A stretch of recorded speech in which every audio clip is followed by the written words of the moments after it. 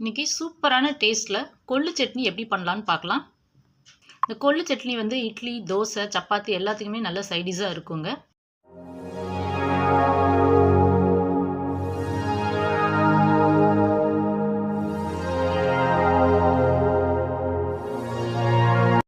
Hi friends, welcome to D3 channel. இன்றைக்கி டேஸ்டியாக கொள்ளு சட்னி எப்படி பண்ணலான்னு பார்க்கலாம். அதுக்காக ஒரு கடாயில் எண்ணெய் ஊற்றிருக்கேங்க. எண்ணெய் காஞ்சனையும் கொள்ளு போட்டுடலாம்.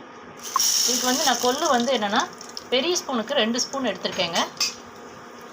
இதை நான் எண்ணெயிலே நல்லா வறுக்கலாம். இப்போ இந்த கொள்ளு கூடயே நான் வந்து 1 ஸ்பூன் உளுந்து எடுத்திருக்கேங்க, அதையும் போட்டுடலாம். ஸோ கொள்ளு வந்து 2 ஸ்பூன் எடுத்தால் இது வந்து 1 ஸ்பூன் எடுத்துக்கோங்க. இப்போ ரெண்டையும் நல்லா வறுத்து எடுத்துடலாம். இது வறுக்கும் போது கொஞ்சம் சிம்லேயே போட்டுருவீங்க. ஃப்ளேம் வந்து அதாவது லோ ஃப்ளேம்லேயே போட்டு வருங்க. கொள்ளு வந்து என்ன செய்யணும்னா வறுக்கும் போது வந்து வெடிக்கும், மேலே படம் கொஞ்சம் பார்த்து வறுத்து வச்சுக்கோங்க.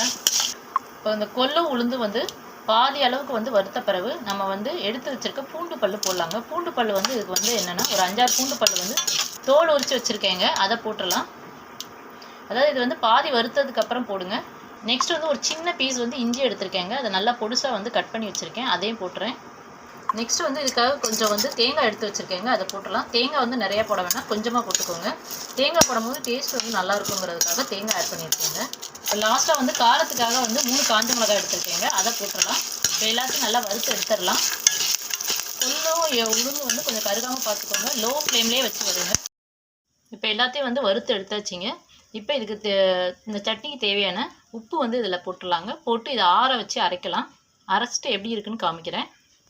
இப்போ வந்து நம்ம சட்னி வந்து தாளிச்சிடலாங்க. அதுக்கு நான் 1 ஸ்பூன் அளவுக்கு எண்ணெய் ஊற்றிருக்கேங்க. எண்ணெய் காயட்டும். எண்ணெய் காஞ்சோடனே கடுகு போடலாம்.